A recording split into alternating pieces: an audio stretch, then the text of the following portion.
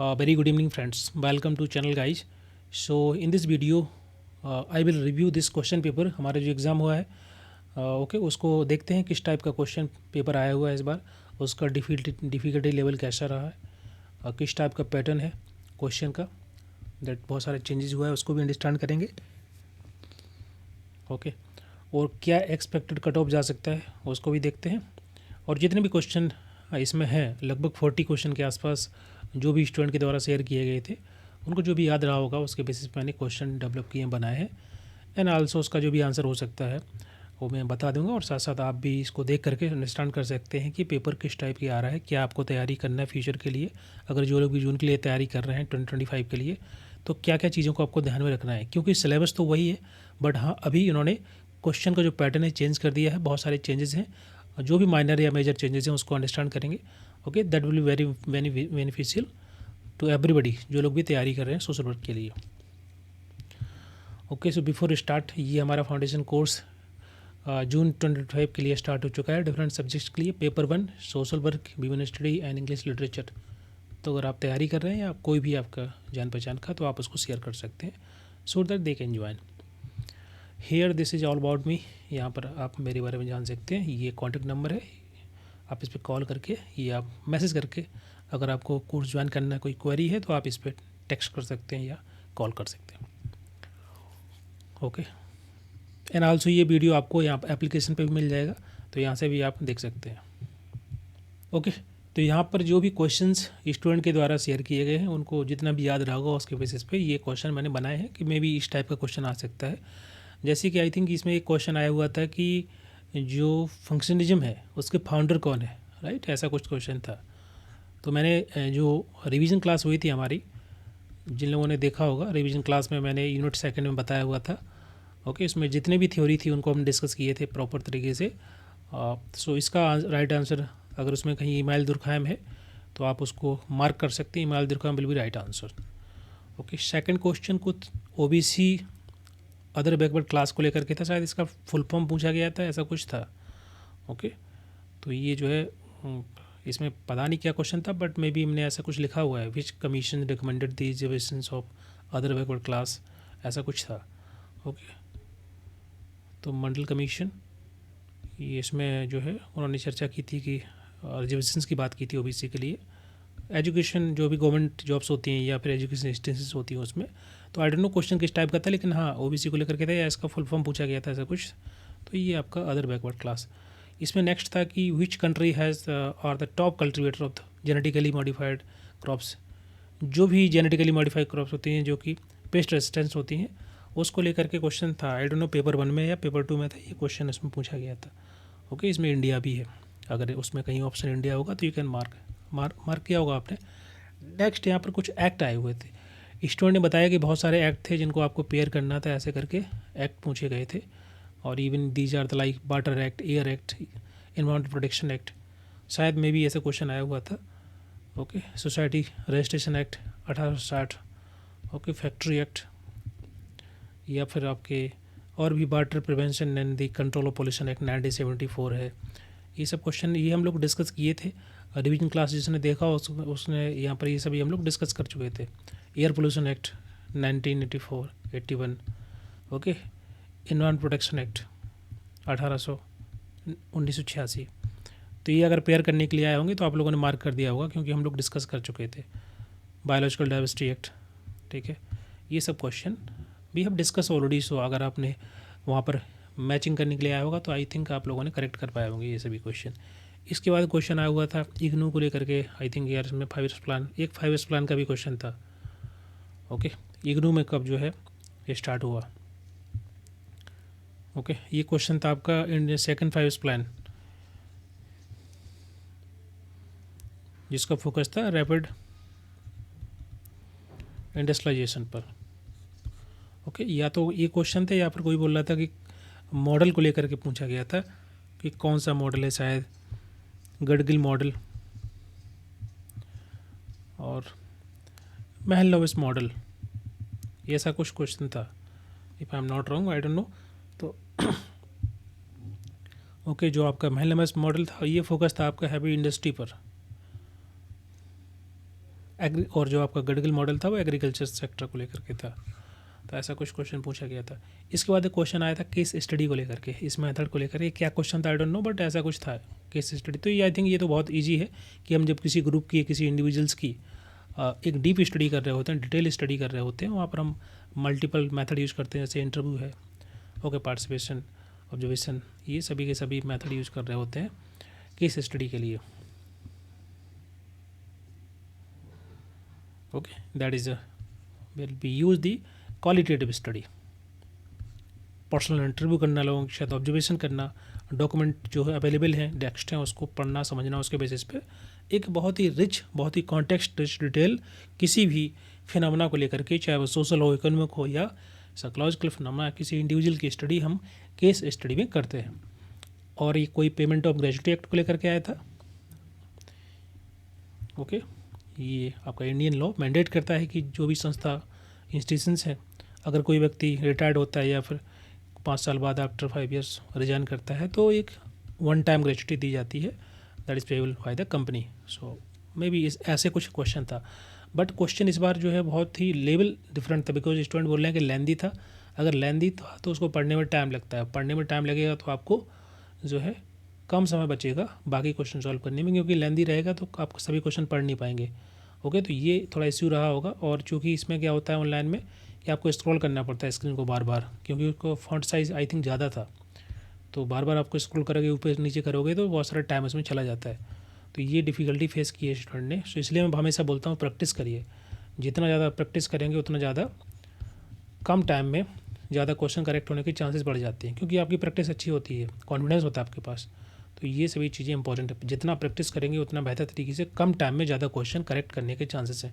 Next Montreal protocol को लेकर के आया था शायद, ठीक है, कैसे हम प्रोटेक्ट कर सकते हैं जो ओजोन लेयर है, उसको लेकर के शायद मे भी क्वेश्चन, कोई मॉन्ट्रियल प्रोटोकॉल को क्वेश्चन आया हुआ था। नेक्स्ट क्वेश्चन था कि ग्रुप वर्क को लेकर ये क्या है, ये हमारा मेथड है एक, ठीक है। उसमें और भी क्वेश्चन ऑप्शंस थे, टेक्निक है, स्ट्रैटेजी है। Although these are the also right, but social work के जो मेथड है, जैसे कि 3 आपके प्राइमरी मेथड है, 3 सेकेंडरी मेथड है, तो ये हमारा भी प्राइमरी मेथड में आता है सोशल ग्रुप वर्क। FCRO को लेकर के आई थिंक क्वेश्चन बना था कि कब स्टार्ट हुआ, आई थिंक ऐसा कुछ था, या फिर कौन कौन से एक्ट कब कब अमेंडमेंट हुआ है, 2010 में, 2020 में, तो ये कुछ चेंजेस हुए थे, या इसमें कुछ और भी कुछ क्वेश्चन आ सकता है इसमें से। बट यहाँ पर केवल स्टूडेंट ने मुझे FCRO लिख के भेजा, तो आई थिंक ऐसे करके क्वेश्चन बन सकता है इसमें से, या इसका क्या कोई सिग्निफिकेंट अमेंडमेंट हुआ अभी रिसेंट, तो वो भी आ सकता है एग्ज़ाम के अंदर, ठीक है, कि अभी चेंजेस हुआ था कि आपका जो है जो एडमिनिस्ट्रेटिव एक्सपेंडिचर होता है 50% पहले हुआ करता था, तो चेंज करके 20% कर दिया, तो ये सब में भी पूछा गया हो। नेक्स्ट इसमें आपका अब अच्छा है, सबसे इंपॉर्टेंट चीज़ ये है कि जो हमारा यूनिट 8 है, यूनिट 8 से चैप्टर 1, उससे बहुत सारे क्वेश्चन आते थे, लेकिन इस बार उन्होंने एक क्वेश्चन दिया केवल कि आपको ये प्रेम्बल के अंदर इसको सही सीक्वेंस में लगाना है, राइट सीक्वेंस क्या है। तो जस्टिस, लिबर्टी, इक्वलिटी और फ्रेटर्निटी यही होगा। और कोई स्टूडेंट बोला था कि 4 ऑप्शन में फ्रेटर्निटी एक में ही था, तो हमेशा फ्रेटर्निटी लास्ट में रहता है, तो याद रखना, उसके बेसिस पे आप ऑप्शन को एलिमिनेट करके आंसर लगा सकते हैं। नेक्स्ट, सोशल वर्क की कोर वैल्यू क्या थी, ये हम लोग रिवीजन क्लास में डिस्कस किए थे, जिन लोगों ने देखा होगा यूट्यूब पर मैंने डाला हुआ था। Okay, service, social justice, dignity and worth of individual person, human relation पे फोकस करना, ठीक है, इंटीग्रिटी और कॉम्पिटेंसी, ये कुछ हमारे 6 कोर वैल्यू हैं सोशल प्रोफेशन की। नेक्स्ट क्वेश्चन आया हुआ था UN declaration, universal declaration of human rights. Okay, human rights को लेकर क्वेश्चन था, उसमें अब ILO अगर है तो वो करेक्ट था आंसर, ठीक है। और इसमें क्या था कि कौन सी कंट्री ने जो है एब्सटेन किया है इसको, UNDR को, राइट, ऐसा कुछ था, तो उसमें आपका साउथ अफ्रीका करेक्ट हो जाएगा, क्योंकि बाकी तो इंडिया, चाइना और अफगानिस्तान तो उसमें थे जिन्होंने वोट किया था in the favour. So South Africa I think नहीं है उसमें, आई थिंक है ही नहीं। सो जिन्होंने एब्सटेन किया हुआ था वोट करने में, तो वो south Africa will be right answer. और नेक्स्ट क्या था, हाँ, क्रिटिकल कॉन्शियसनेस के बारे में क्वेश्चन था, तो follow ferry will be right answer. ये तो पता होगा, मैंने कई बार डिस्कस किया हुआ है। इसका मतलब होता है कि इंडिविजुअल को किसी भी फिनोमेना के बारे में समझाना, अंडरस्टैंड करना थ्रू द एजुकेशन। तो this kind of educational philosophy कि क्या क्या प्रॉब्लम्स हैं सोसाइटी के अंदर जो कि इम्पैक्ट करती है इंडिविजुअल्स को, तो इंडिविजुअल्स को उस प्रॉब्लम के बारे में जागरूक करना, अवेयर करना, ओके, उनकी चेतना में जो है ये सब डालना कि जो भी सामाजिक प्रॉब्लम्स हैं, सोशल प्रॉब्लम, पॉलिटिकल प्रॉब्लम्स और आर्थिक इशू हैं, उन सब के पीछे कारण क्या है, क्या क्या फैक्टर्स हैं रिस्पॉन्सिबल, उसके बारे में लोगों को जागरूक करना, समझाना। Okay, so that they can understand the reality. So this is the kind of way of awareness कि कैसे हम ऑपरेसिव सिस्टम को बदलाव कर सकते हैं, चेंज कर सकते हैं, ट्रांसफॉर्मेशन कर सकते हैं। So that is given by the Paulo fury. और कुछ प्राइम मिनिस्टर मातृवंदना योजना के बारे में क्वेश्चन था कि आई थिंक कब पेयरिंग करने के लिए आया होगा, तो ईयर आपको पता रहना चाहिए। ओके, और क्या था इसमें, सबला स्कीम के बारे में था, ये हम लोग डिस्कस किए हैं कई बार, Rajiv Gandhi scheme for empowerment of adolescent girls, दूसरा नाम भी इसका Rajiv Gandhi scheme for empowerment of adolescent girl. ये हमारा 2011 में लॉन्च किया गया सरकार के द्वारा। और ये तो मैंने क्लास में डिस्कस किया था लास्ट में, जिस दिन हम लोग डिस्कस कर रहे थे, रिवाइज कर रहे थे, इसका क्या फुल फॉर्म होता है, किसके द्वारा दिया गया। तो आई थिंक ये तो सभी का करेक्ट हो गया होगा। ओके, लीथर गुलिक के द्वारा दिया गया टर्म। पी का मतलब होता है planning, organising, staffing, directing, coordinating, reporting, budgeting, ये सभी आपका फुल फॉर्म है इसका। नेक्स्ट नीति आयोग को लेकर के क्वेश्चन था, नीति आयोग का क्या काम होता है। तो आई थिंक ये आपका प्लानिंग कमीशन के बाद उसको रिप्लेस किया गया और उसके बाद लाया गया। ठीक है, कॉर्पोरेटिव फेडरलिज्म को इनहेंस करने के लिए, बढ़ाने के लिए। ओके, स्टेट और जो राज्य सरकार है और जो केंद्र सरकार है, उसके बीच में बेहतर रिश्ते बने, एक थिंक टैंक की तरह काम करता है। और क्या था, साइकोसेक्सुअल थ्योरी आपका सिगमंड फ्राइड के द्वारा दी गई थी। इसमें आपके 5 इंपॉर्टेंट स्टेज बताए थे इन्होंने कि किस प्रकार से डिफरेंट 5 स्टेज के अंदर किस व्यक्ति का पर्सनालिटी का विकास होता है in a different age. Anal stage, phallic stage, latency stage, genital stage और एक ऊपर था oral stage. These are the 5 stage. याद करने का तरीका था जल पाओ, यहाँ से स्टार्ट करना है, ये पहला, ये दूसरा, ये तीसरा, ये चौथा, ये पाँचवा। दूसरा आपका एरर करेक्शन का मॉडल, एरर करेक्शन की थ्योरी जिसको बोलते हैं साइको सोशल डेवलपमेंट थ्योरी, मनोसामाजिक विकास का सिद्धांत। इसकी जो भी जितनी स्टेजेस थी वो मैंने क्लास में बताई हुई थी। ठीक है, 8 स्टेज दी गई थी इनके द्वारा। और क्या था इसमें, SDG 3 हेल्थ को लेकर के था, तो आई थिंक आपने मार्क किया होगा, मैंने क्लास में डिस्कस किया हुआ था ये सब। 5 प्लान हो गया। जेंडर बस्टिंग क्या होता है, ओके, मतलब बेसिकली जेंडर इक्वालिटी को बढ़ाने के लिए, एम्पावरमेंट करने के लिए जो है जेंडर बस्टिंग की जाती है। बजटरी एलोकेशन होता है स्पेसिफिकली, दैट इज़, उसको डिटेल में हम समझाए हुए हैं पहले, बट ये क्वेश्चन आया हुआ था। मोस्ट इम्पॉर्टेंट हम लोग यूनिट 2 के अंदर डिस्कस किए थे जीन पियाजे की जो थ्योरी है, जीन पियाजे कि किस प्रकार से कॉग्निटिव डेवलपमेंट होता है बच्चे का। उसमें मैंने बताया हुआ था कि 4 स्टेजेस होते हैं। एक तो पहली होती है आपकी सेंसरी मोटर, दूसरा होता है प्री ऑपरेशनल, तीसरा होता है कॉन्क्रीट ऑपरेशनल और चौथा होता है फॉर्मल ऑपरेशनल। एरर करेक्शन का मैंने बता ही दिया। ग्राउंडेड थ्योरी जो हम लोग यूज करते हैं, क्वालिटेटिव स्टडी जो होती है, that is based on the grounded theory.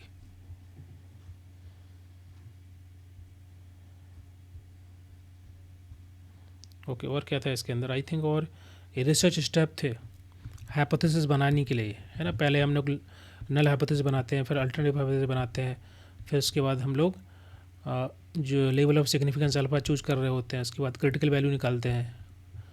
Okay, critical value जो होती है दी है, उसके बाद हम टी टेस्ट यूज़ करते हैं, मतलब टेस्ट यूज़ करते हैं कोई भी, इसको बोलते हैं test statistics. T Z depend on the question में क्या दिया हुआ है, सैम्पल कितने, उसके बेसिस पे फिर हम कंपेयर करते हैं। तो ये पूरा प्रोसेस होता है। उसके बेसिस पे हम एक डायग्राम प्लॉट करते हैं, क्रिटिकल वैल्यू देखते हैं यहाँ पर कहाँ पर पॉट गिर रही है, और टी टेस्ट की वैल्यू कहाँ पर आ रही है, कोई भी टेस्ट की वैल्यू, उसके बेसिस पे देखते हैं। ये वाला पार्ट हमारा होता है कि जहाँ पर नल हाइपोथेसिस रिजेक्ट हो जाता है और बाकी में एक्सेप्ट हो जाता है। सॉरी, ये एक्सेप्ट वाला है, ये रिजेक्ट वाला है। तो ये मैंने बताया हुआ था क्लास के अंदर। ये पूरे स्टेप्स पूछे गए थे, रिसर्च स्टेप पूछे गए थे, जो मैंने पहले ही दिन बताया हुआ था यूनिट 5 के रिवीजन में कि क्या क्या स्टेप्स होते हैं। ठीक है, ये सब तो क्वेश्चन तो डिफ़िकल्ट थे, कंसेप्चुअल क्वेश्चन थे, बहुत ज़्यादा रटने वाले क्वेश्चन नहीं आए थे। तो जिन लोगों ने अच्छे से पढ़ा होगा उनको ईजी हो गया होगा। मैंने ग्राउंडेड थ्योरी भी बताई थी पी वाई को डिस्कशन में कि कौन कौन सी कोडिंग होती है, open coding, axial coding, okay, selective coding, ये सभी कोडिंग आई थिंक आया, वही आया हुआ था क्वेश्चन इसको लेकर के, ग्राउंड थ्योरी को लेकर के, राइट। और प्रियम्बल वाला मैंने बता ही दिया। आई थिंक ये भी क्वेश्चन आया हुआ था उसके अंदर। और क्या क्वेश्चन था ये, हाँ, कॉन्फ्रेंस ऑफ पार्टी को लेकर के क्वेश्चन था P1 P2 COP2 COP3 COP4 कहाँ कहाँ हुआ, कौन सी ईयर में, ऐसा कुछ क्वेश्चन था, राइट। उसके बाद राइट टू, इसका फुल फॉर्म पूछा था, राइट टू एजुकेशन एक्ट, शायद RT लिखा था, इसका फुल फॉर्म क्या है, तो ये है मैस्लो हायरार्की ऑफ नीड, सबसे टॉप पे होता है आपका सेक्स सेल्फ एक्चुअलाइजेशन, है ना, नीचे सबसे नीचे होता है आपको बेसिक नीड, जिसको बोलते हैं फिजियोलॉजिकल नीड्स, रोटी कपड़ा और मकान। तो ये तो आई थिंक ईजी क्वेश्चन होगा, ठीक है। इग्नू कब स्टार्ट किया कोर्स, 2004 में।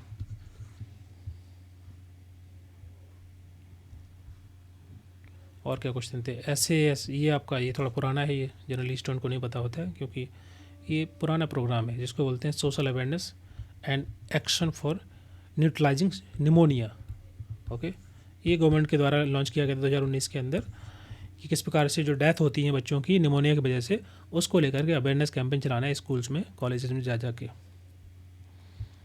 Okay, and let life ageing के क्या क्या प्रॉब्लम्स होती हैं, एड्रेस चैलेंजेस होते हैं, उसको लेकर एक क्वेश्चन था।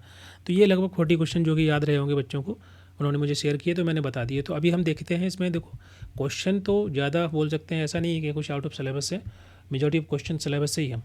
कुछ क्वेश्चन है ऑफकोर्स, वो तो मैंने बताया हुआ कि 100 क्वेश्चन में से आप एक्सपेक्ट कर सकते हैं कि 5 से 8 क्वेश्चन ये थोड़ा सा क्वेश्चन डिफिकल्ट दे सकते हैं। जैसे कि सोशल ग्रुप वर्क की बुक्स के कुछ क्वेश्चन आए हुए थे, तो वो तो ऑफकोर्स नहीं पढ़े होंगे बच्चों ने, तो लगभग, लेकिन आप बोल सकते हैं 85 to 90 क्वेश्चन तो आपका सिलेबस से है। हाँ, अभी इन्होंने क्या किया कि पहला तो लेंदी क्वेश्चन बना दिए, लेंदी है तो लेंदी क्वेश्चन होता है तो क्या टाइम ज़्यादा लगेगा, टाइम ज़्यादा लगेगा तो सभी क्वेश्चन आप कर नहीं पाओगे।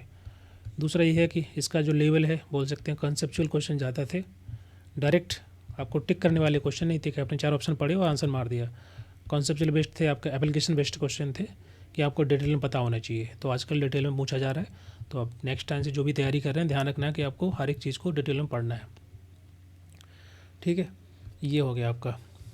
सो टाइम ज़्यादा लगा होगा, सभी ने अटैम्प्ट नहीं कर पाए होंगे, तो कट ऑफ उस हिसाब से कम जाने वाला है। बिकॉज देखिए लास्ट टाइम क्या था कि आपकी JRF के लिए नंबर ऑफ़ सीट्स 68 के आसपास थी, 60-70, ओके, और पेपर भी इसी टाइप का आया था, मॉडरेट लगभग, तो 72 कट ऑफ गया था।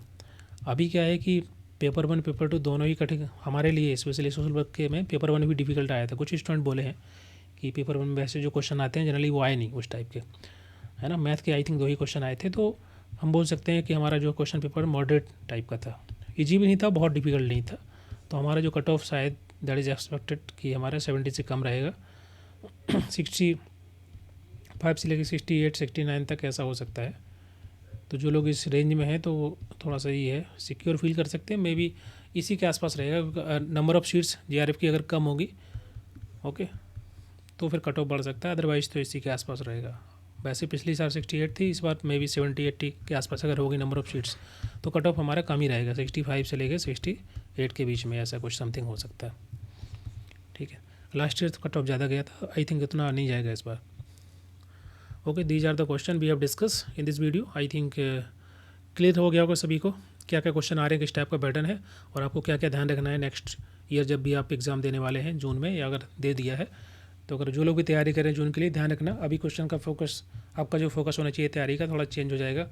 आप केवल जो है एक सोर्स पे रिलाई नहीं कर सकती, है to look at the different sources, so that कि आप कॉम्प्रिहेंसिवली तैयारी करें प्रॉपर तरीके से, डिटेल में अच्छी तरीके से। जितने क्वेश्चन है, प्रोग्राम से, पॉलिसी है, उनको डिटेल में पढ़ना, जितने एक्ट बनते हैं स्पेशली उनको अच्छे से पढ़ लेना, ओके। और हर एक यूनिट के अंदर अभी फोकस करना कि और भी डिफरेंट सोर्सेज से आप पढ़ाई करें, ओके, सो दैट कि नेक्स्ट एग्ज़ाम जो भी आप देंगे अच्छे से आपका क्लियर होगा, ओके। और अगर आप कोर्सेज़ को ज्वाइन करना चाहते हैं, मैं पेपर 2 पढ़ाता हूँ सोशल वर्क, सो आप उसको ज्वाइन कर सकते हैं। जो भी अपडेट्स हैं उसके अनुसार हम जो है चेंजेस करेंगे नोट्स में, और उसके बेसिस पे आप लोगों को कंटेंट प्रोवाइड किया जाएगा। So you guys can join this courses also. Thank you so much, good night to all.